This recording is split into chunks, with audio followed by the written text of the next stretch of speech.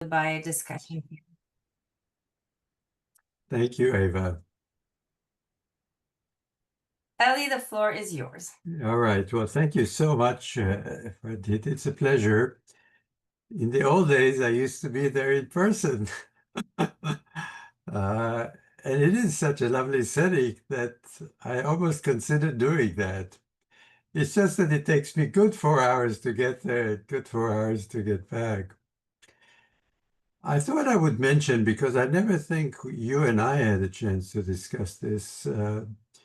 We knew Dan Callahan very well, and my wife and I, on an annual basis, usually in December or thereabouts, when we were in New York, on our way home, we would stop at the Callahans and spend some time with them at their home. So what I'm trying to say is that my memories of the Hastings go back to a time when Dr. Callahan was still alive. He was not active at that point and was not directing the Institute, but he was alive and well. And I consider it a privilege to have had the opportunity to meet with him in person, and for that matter, year after year for some time. Today, we will be speaking about the future. It's truly an exciting, almost unbelievable kind of a future that defies evolution, biblical visions of a man and a woman, and on and on. It's a complete departure from what I think we all were brought up on. My objectives today are to provide us all with an appreciation of the notion of stem cell medicine, of which in vitro gametogenesis is but one example. There's so much more to say about stem cell medicine, but not today. Perhaps we can schedule another visit. We just finished writing up a paper on this issue, which blew my own mind when realizing all that's happening in this area. Secondly, I will make an effort to explain the application of stem cell medicine to reproduction, which is really today's topic, and discuss, amongst other things, yet another unanticipated outcome of this whole field, and that is the notion of same-sex genetic parenthood, something none of us could have imagined at the beginning of our career. At this point, I think, while it's not perhaps widely practiced or widely available, the theoretical possibility is there. And in my view, it's just a matter of time before same-sex couples will become genetic parents of their children, granted by means other than what is happening in the heterosexual community. It's always good to start with a little bit of history. And in vitro gametogenesis, I sometimes think of as the successor of IVF. It definitely will modify IVF, and as I will discuss later. But it's also good to recall that in 3 years' time, we will be celebrating the 50th anniversary of the first birth attributable to IVF. Now, this, of course, happened in the UK and was the contribution of Dr. Steptoe and Edwards, whose Lancet paper from 1978 reporting the birth of Louise Brown is shown right here. Louise Joy Brown was, of course, displayed on every conceivable outlet. This is a Time magazine from that time, which really makes it plain that reproduction was no longer the same again. The leading protagonist, as you recall, was Bob Edwards, who in 2010 received the Nobel Prize in Physiology and Medicine. It's interesting to note that his two main collaborators, Patrick Steptoe and Jean Purdy, were not recipients of the Nobel Prize, sadly, because both have passed away by then. And it is a policy of the Nobel Committee to limit the awards to living recipients. I might also add that at the time, Professor Edwards was unwell and unable to go to Stockholm. It was his wife, in fact, who went to Stockholm to receive the award on his behalf. Dr. Edwards ultimately passed away in 2013. This is the Lancet obituary. The US was behind on this one, as you know, not the position we're used to, but we were at least 3 years behind the Brits. And it took the so-called Norfolk team, shown here, to produce the first American IVF baby. The leadership of the team having been provided by Doctors Howard and Georgiana Jones, who moved to Norfolk just 2 years earlier after spending a life at Johns Hopkins University. The American IVF baby was born on December 28, 1981. We are, of course, making reference to Elizabeth Jordan Carr, who was the first American IVF baby, who was displayed on every outlet possible, from the Boston Globe to Life magazine. But this was a big moment indeed, and probably the last major discovery prior to IVG. But going forward, and our topic for today is really in vitro gametogenesis, which adds yet another wrinkle to the evolving reproduction story. The beginning, we must realize, transpired and continues to transpire in Japan. It was about 2013 or so when I was in Japan for another reason, becoming increasingly aware of the evolution of IVG, that I booked a flight to Kyoto and spent a morning or more in conversation with these two gentlemen who at the time were working together. Mitinori Saito, MD, PhD, still works in Kyoto University. Katsuhiko Hayashi, on the other hand, at some point left and assumed his own position at Kyosho University.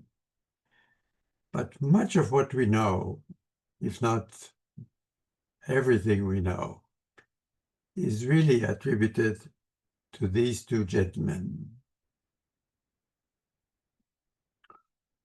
The experimental paradigms that they resorted to classically were the rodent and the human.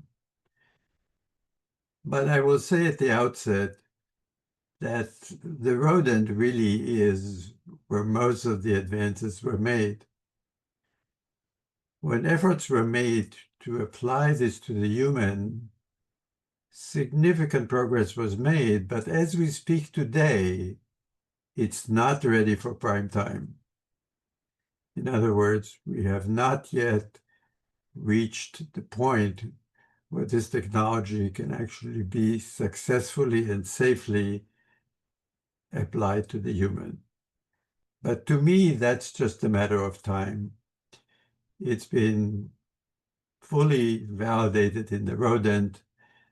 It's just a question of time before it becomes a reality in the human. Now, it's here that we have to come back to where we started with the almighty stem cells, which come, as you may know, in two varieties, embryonic or induced. In theory, you could take a stem cell, and this is no longer a theory, frankly, and you could replace cells that are, for one reason or another, affected, defective, missing. For example, amacrine neurons in the retina in individuals who lack them for one reason or another. The all-common condition of Parkinson's disease, which is characterized by deficiency of dopaminergic neurons, could be corrected by the administration of pluripotent stem cells. And I'll show you a paper that has just documented the same. And even motor neurons, that is to say, neurons in the spinal cord, on which we rely for our mobility, and when missing, give rise to paralysis, can now be replaced and results in a paralyzed individual walking again. What I'm trying to say here is that the power of stem cells is just beginning to unfold, and that the power of stem cells is such that conditions we would have considered irreparable are now at least on the precipice of being dealt with. Here are two examples. This is a situation where an individual who was otherwise paralyzed received an injection of stem cells into the appropriate location in his spinal cord, and that individual is now walking. That was a Nature paper published on March the 24th of this year. More of the same, in this case from Nature Aging, May the 9th, not too long ago. A clip titled Stem Cell Therapies for Parkinson's Disease. Again, the notion that you could take a stem cell and apply it to repair, correct, improve, heal conditions otherwise unhealable is coming to the fore. And IVG is in that league. Except, as I said earlier, while it's all but a sure thing, it is yet to be, one, fully accomplished in a human, and two, FDA approved in a human, none of which has yet happened. But stem cell-derived gametes are on the horizon. Science magazine recognized that reality and dedicated a whole spread to mammalian in vitro gametogenesis in 2021. The two authors being the two gentlemen I just described to you. The New England Journal of Medicine, not to be outdone, commissioned a paper from Mary Herbert and Azim Surani from the UK titled Oocytes from Stem Cells. Same idea, but it goes to show that the leading forces in reproduction, experimental or clinical, have by now fully comprehended the significance of this new technology, even though, as I said, as of today at least, it's not quite yet there. I was privileged 2 years ago to organize and chair a workshop of the National Academy of Medicine on in vitro gametogenesis. This was a 2.5-day affair in which anybody and everybody you know spoke in one capacity or another.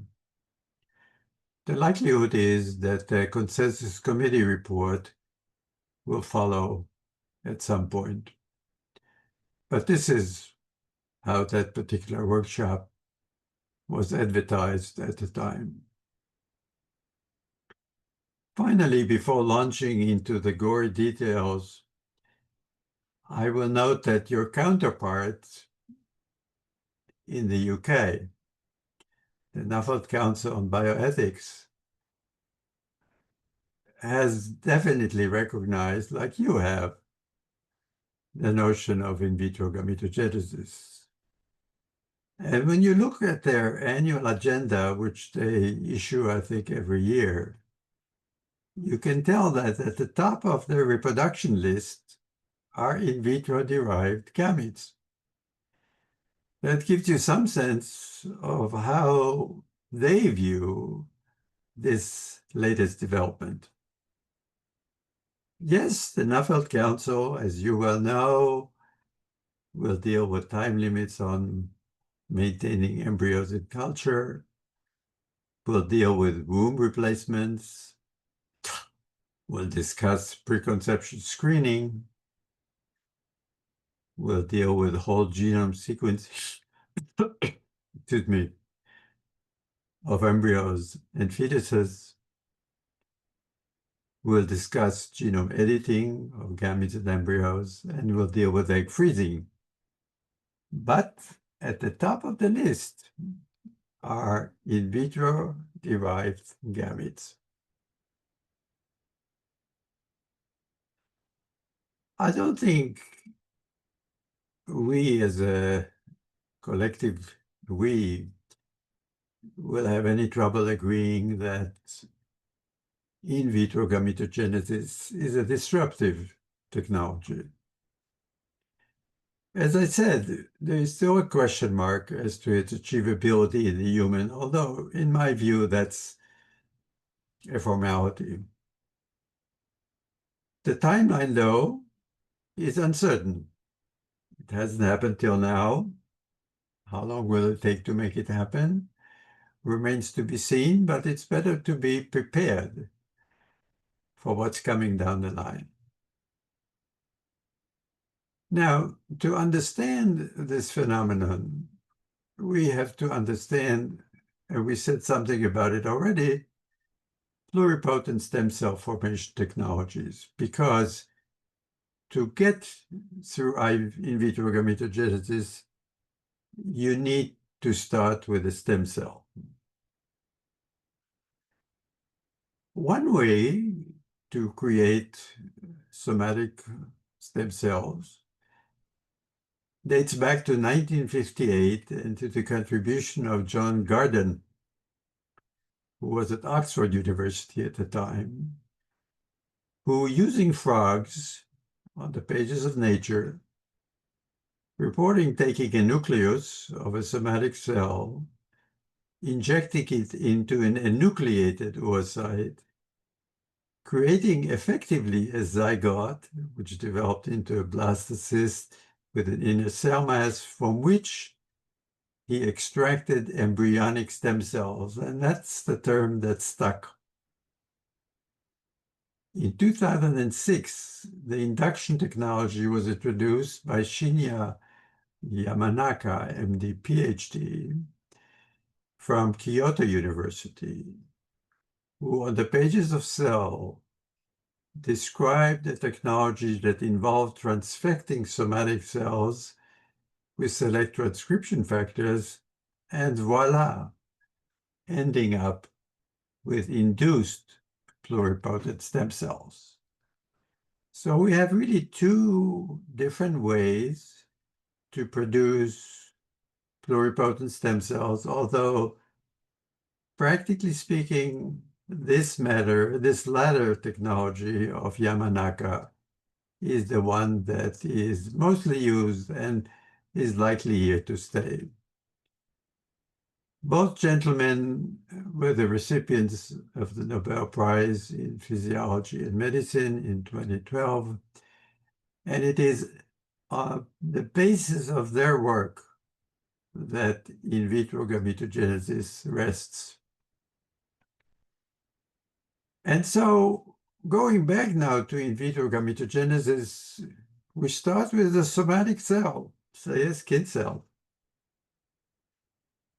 We now have technology that will convert it to either an embryonic or an induced pluripotent stem cell. In other words, an undifferentiated cell that can go anywhere. And if we know how to guide it to the appropriate address, we'll end up with a gamete. And that's the whole idea here. Now, to be able to do that, we have to know certain things.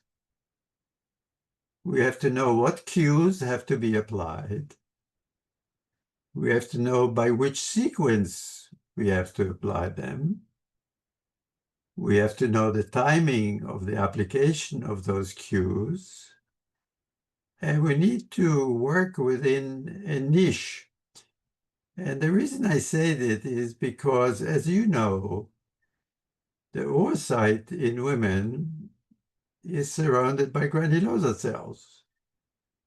And so its immediate environment is a somatic environment that is critical in its development and maturation.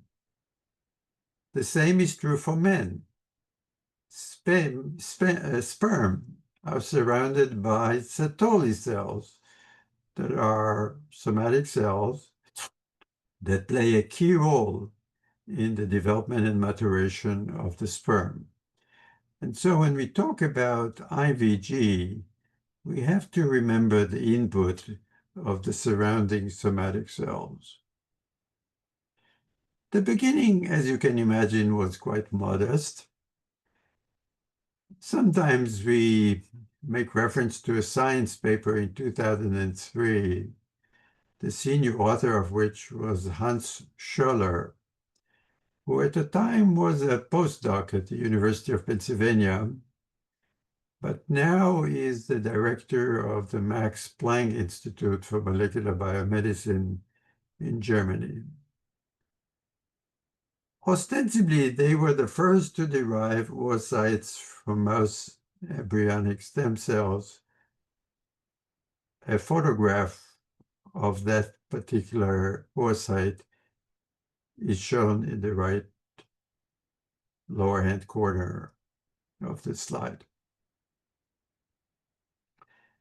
That same year, Toshiaki Inoue from Japan, on the pages of the Proceedings of the National Academy of Science, published a similar paper.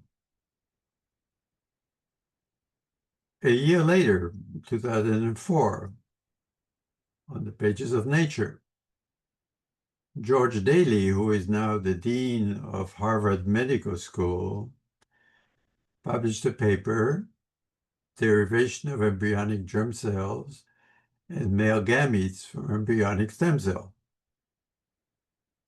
Also that year, René Rehopera, who at the time was at UCSF, published a paper on the same subject in Human Molecular Genetics. As we observe this field evolve over the years, more papers, of course, made their appearance. So Press, Nature, Science, and Cell. This is the example um, uh, of a series of such papers.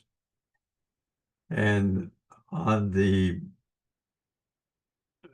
germ cell specification pathway now in the human, the previous one was in the rodent. Again, papers in Nature, Cell, Embryo, and Stem Cells, which advanced the field and brought it to a point that was hardly the finish line, but was advanced. And so when we look at 2015, where we stood was, we knew that the germ cell specification pathway is not conserved between the rodent and the human, and so we had to figure out the human. And we also knew that the genetic networks involved were quite distinct as well. In a word, we knew how to convert stem cells to primordial germ cell-like cells. What we didn't know at the time is to convert the latter to mature, haploid, postmeiotic, mature gametes. In a word, we mastered the extragonadal component of the process, but we had yet to master the intragonadal counterpart thereof. The final frontier, I don't need to tell you, was, of course, in vitro gametogenesis all the way. Start with a pluripotent stem cell and end up with a mature egg or a mature sperm that are ready to fertilize or be fertilized. The first indication that this was ultimately possible came in 2016 in a Nature paper, senior authored by Katsuhiko Hayashi, entitled Reconstitution in Vitro of the Entire Cycle of the Mouse Female Germline. He started with stem cells, combined them with gonadosomatic cells, produced primary oocytes, later on M2 oocytes, produced fertilized eggs that gave rise to blastocysts and eventually to pups. In a word, he took the process from the beginning to its end. We now know that we can start with stem cells and end up with pups, something that hasn't really been shown before. More of the same was illustrated on the male side by Professor Mitinori Saito, who published in Cell Stem Cell a paper titled In Vitro Reconstitution of the Whole Male Germ Cell Development from Mouse Pluripotent Stem Cells. So we can say that in the rodent, we are quite confident that we can start with a pluripotent stem cell, end up with a gamete, gametes that fertilize, that could give rise to pups and eventually to adult rodents. But it's not so simple, or hasn't been so simple, in the human paradigm. the furthest we have come, and this is the contribution of our friend Mitinori Saito, is the generation of human oogonia, which is not quite the fertilizable stage we would like to be at, but oogonia from induced pluripotent stem cells, all in vitro. Again, starting with primordial germ cell-like cells, combining them with somatic cells, Professor Saito produced oogonia and published this work in Science magazine in 2018. What he could not achieve at the time is produce an M2 oocyte, which is the fertilized variety of the female egg line. And so that's why we cannot say today that the technology is operational or applicable to men and women. It's still a promise, not a delivery at this point. And the promise is substantial, and it's better to be prepared than be surprised.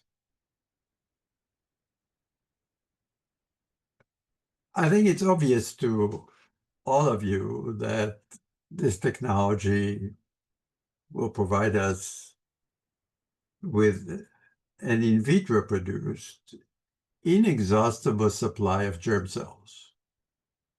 Now, to scientists, this means the world because they can do so-called functional or null mutant analysis to ask the question, what is the function of this or that gene? And learn a great deal about gametogenic function. And if we had all these gametes at hand, we could study germ somatic cell interactions to a degree that perhaps is infeasible today. Perhaps more importantly is the clinical angle here. In theory, once we get to the finish line here, which we haven't yet reached, we could potentially reverse germ cell failure. In other words, we could reconstitute reproductive function in individuals whose gonads have failed for some reason, who were the subject of irradiation, or who have had to undergo surgical interventions. Whatever the reason, in the absence of germ cells, we could now use a skin cell, for example, to produce an egg or a sperm and restore reproductive function to individuals who today would remain infertile. So in principle, we could engage in so-called autologous gamete replacement. We could do better than that. We could gene edit the gametes if we have to. For example, what if we're dealing with a woman who is afflicted by so-called Turner syndrome, whose genotype is an XO genotype, not a workable phenotype? Could we gene edit those oocytes and replace them with functional ones?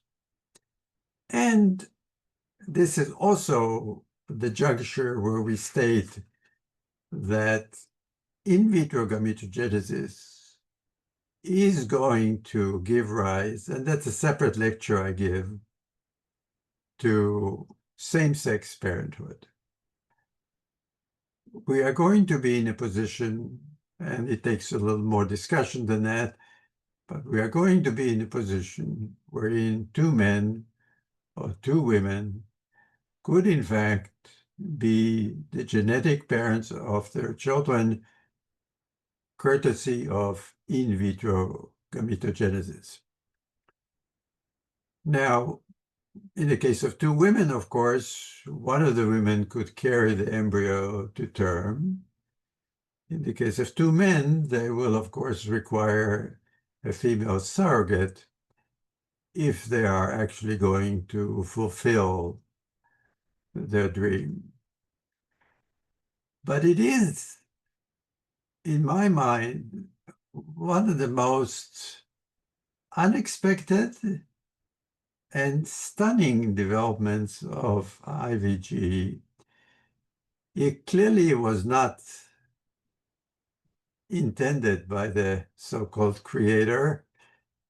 It certainly did not make its appearance in Genesis.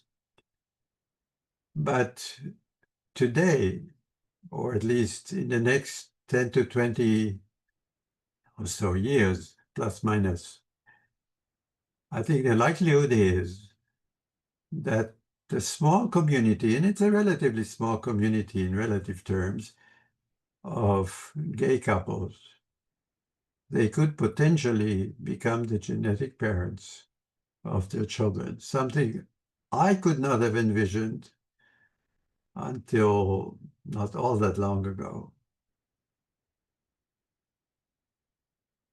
In the meantime, before we get to that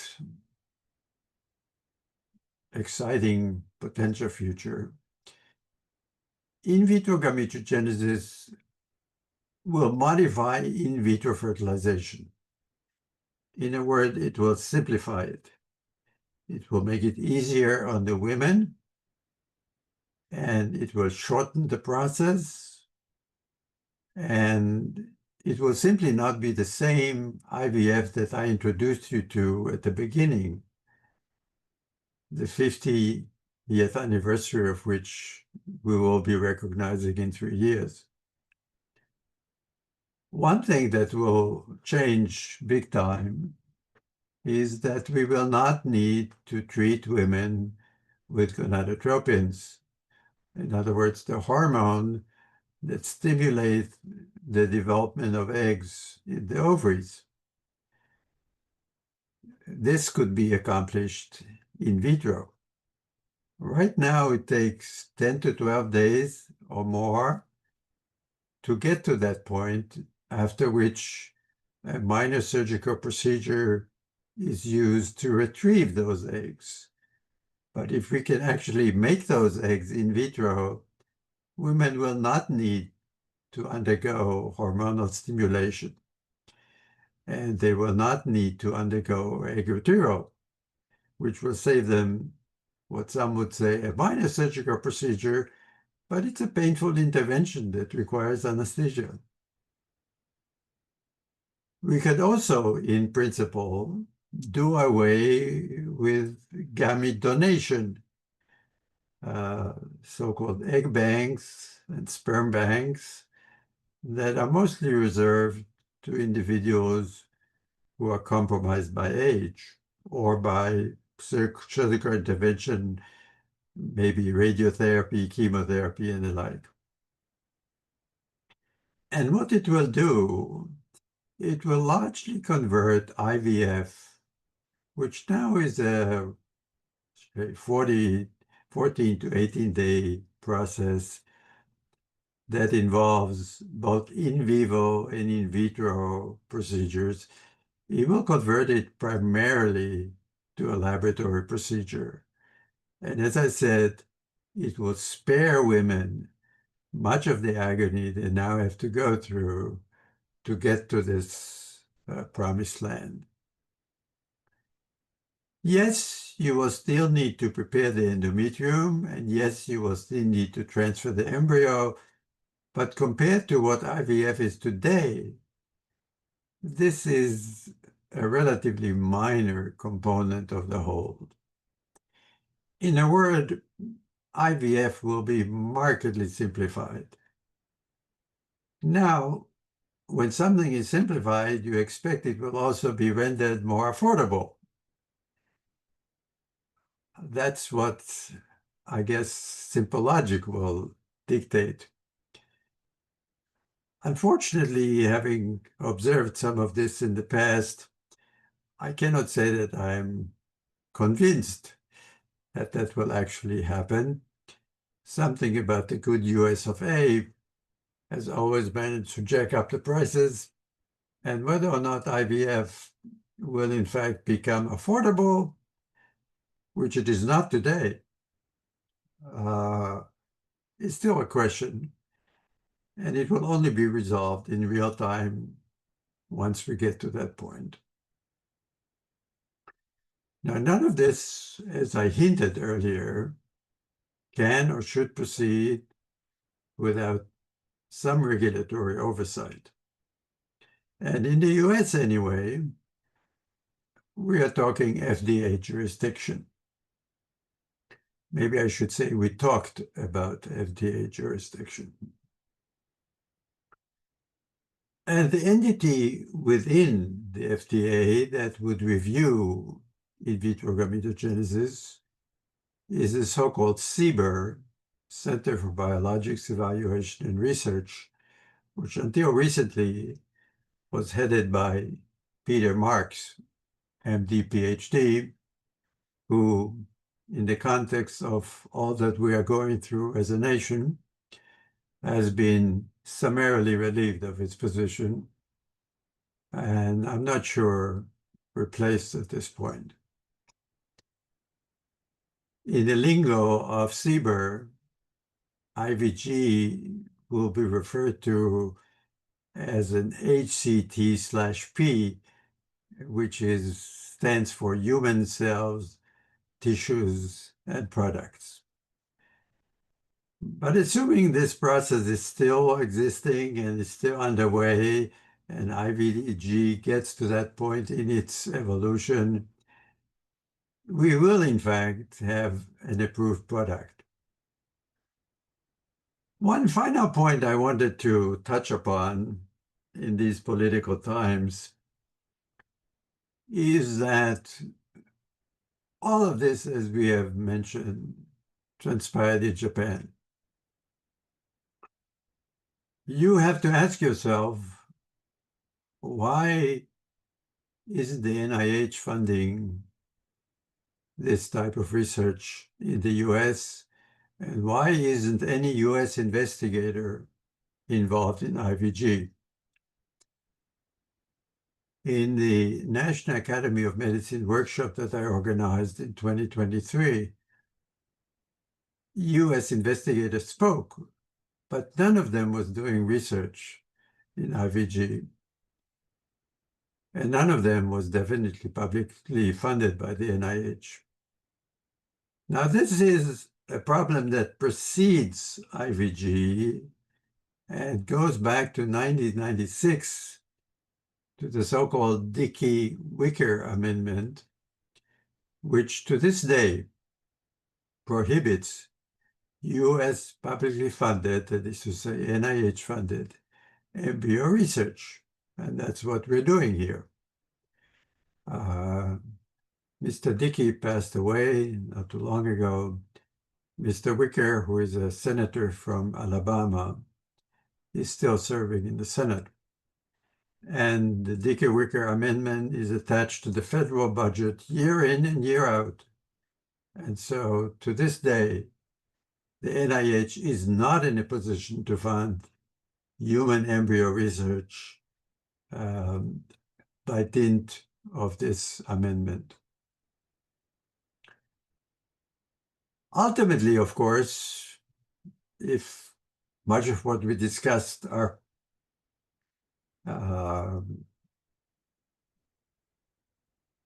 predicaments of this field, will allow us to come up with gametes to order. There are now, I think, 2 commercial enterprises in the US that have entered the field of in vitro gametogenesis. We don't know much about them. One company called Fertilo is based in New York State. They have, not too long ago, concluded phase 3 clinical trials, and were in fact considering were actually given approval to apply to the FDA for the approval of their product, about which we don't know a whole lot. So I think what we have tried to accomplish today is to tell a story from its humble beginnings to where it stands today, which is yet to be approved, yet to be refined, yet to perhaps be entered into the private sector. But IVG is a reality that is here to stay with you and me, which is why I thought it was important to discuss what it will accomplish in terms of fertility promotion, what it will accomplish in terms of same-sex parenthood.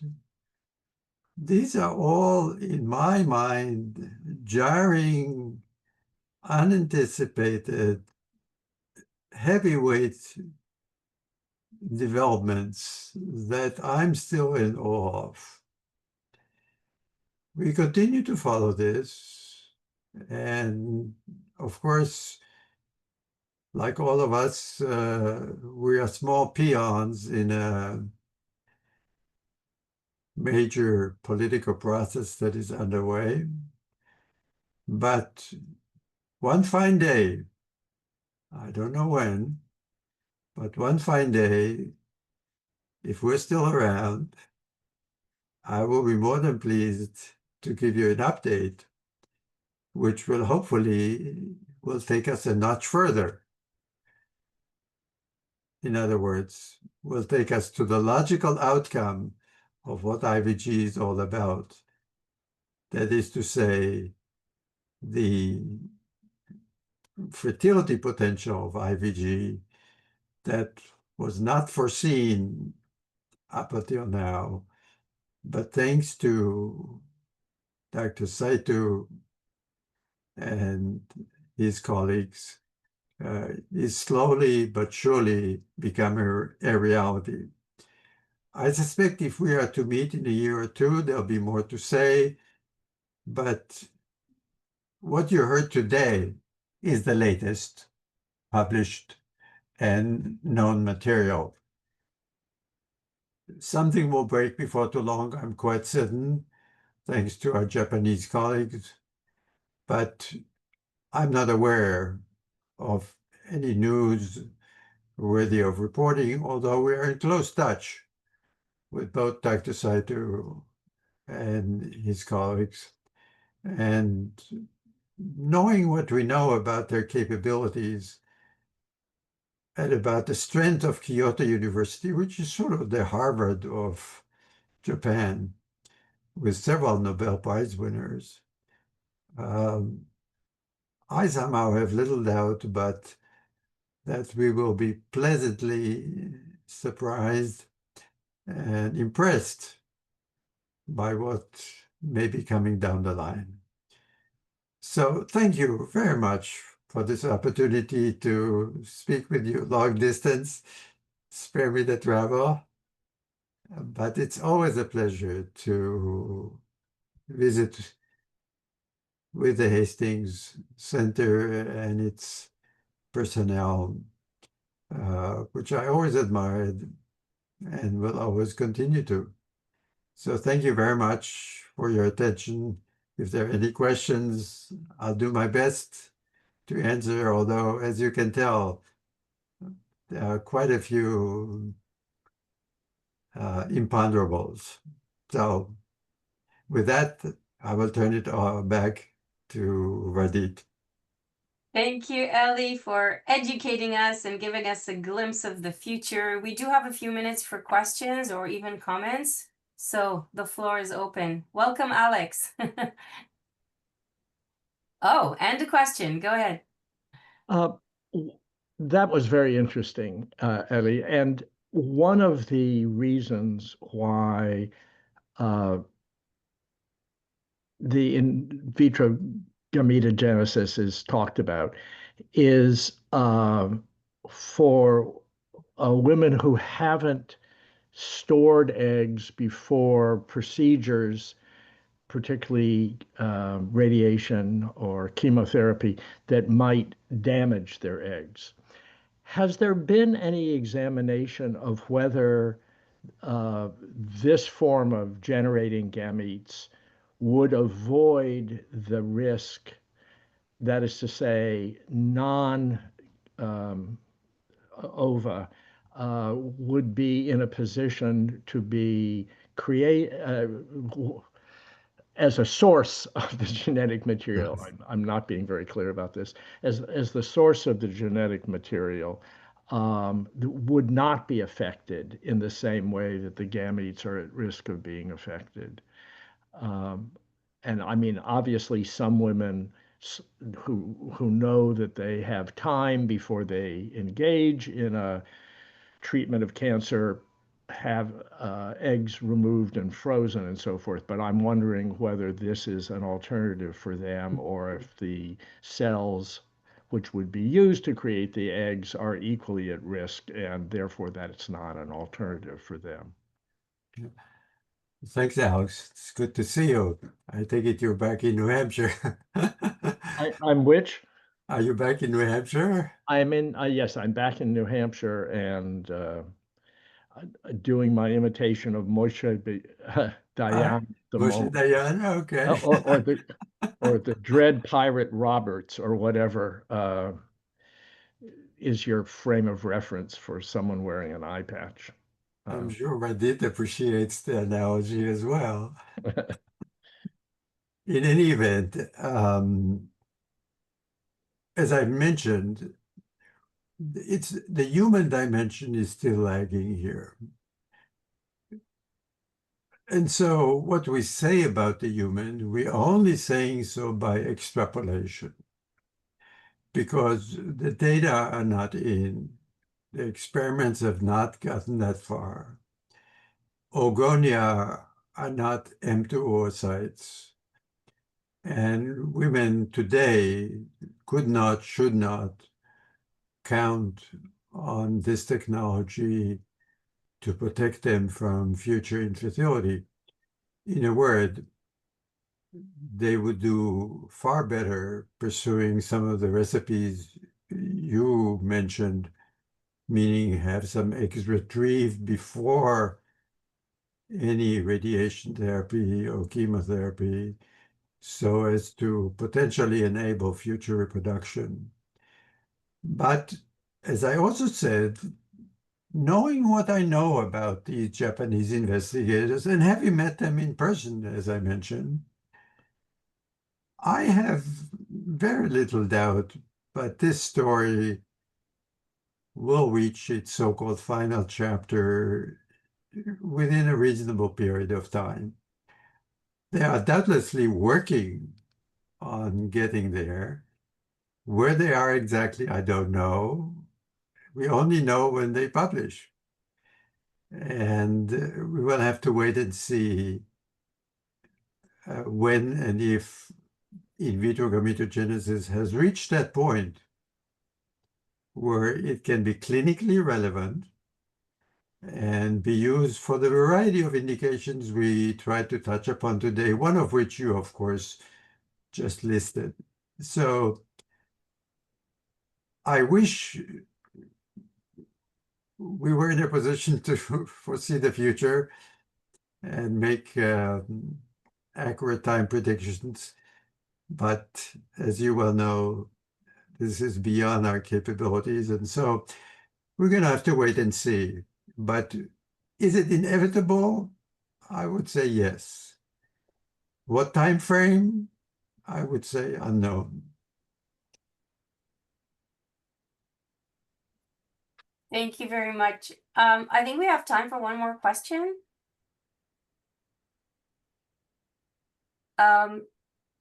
So in this case, Ellie, I will enjoy the privilege of asking you. We sometimes, as Eric Parents is here with us, and he often reminds us that the work of the Hastings Center is sometimes about we're going to do something, how should we do it right? And sometimes it's about, should we do it at all?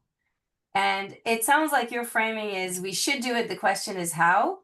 But I'm wondering if in the literature produced by people like us, there are also people who think that we should not do that at all. And if so, what is their reasoning? Yeah, I think the question is not definitely legitimate and definitely important. I have not seen, Vardit, any so-called opposition, if you will.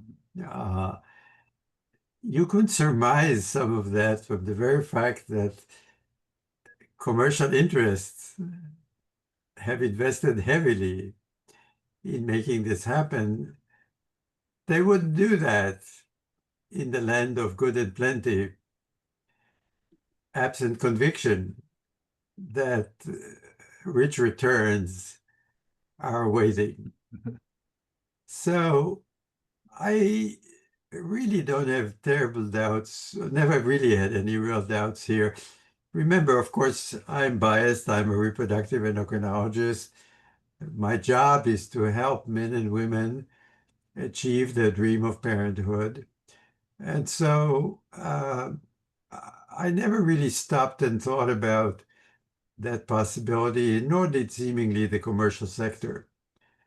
I think from a scientific, from a clinical, and evidently from a commercial point of view, this is an unstoppable movement. It will happen. The question is only when. And should always leave a question mark there because the FDA has not yet had its say, although I would be very surprised if they were to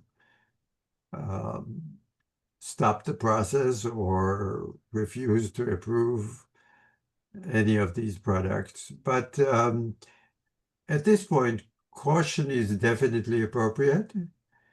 And until such time that the science has reached the kind of pinnacle we expect it to reach, but we haven't yet seen, I think caution is well advised. So your point's well taken. And I wish it was otherwise, but it would be foolhardy to not, at this point, take a wait and see attitude. Thank you very much. I want to thank everybody who attended, and there is a recording. So if you want to re-listen, if you missed a detail that you want to check again, we can share the link to the recording, right, Nancy? Wonderful. Yeah. So Ellie, I hope the next time it's in person in our lovely campus in Garrison. We can all have lunch together, looking at the river. Absolutely. But until then, thank you for joining us in this format, and this was absolutely fascinating. Thank you, everybody. Appreciate it. Thank you, everybody. Thank you. Ellie. Thank you, Ellie. Bye. My pleasure. Distinct pleasure. Bye. Bye.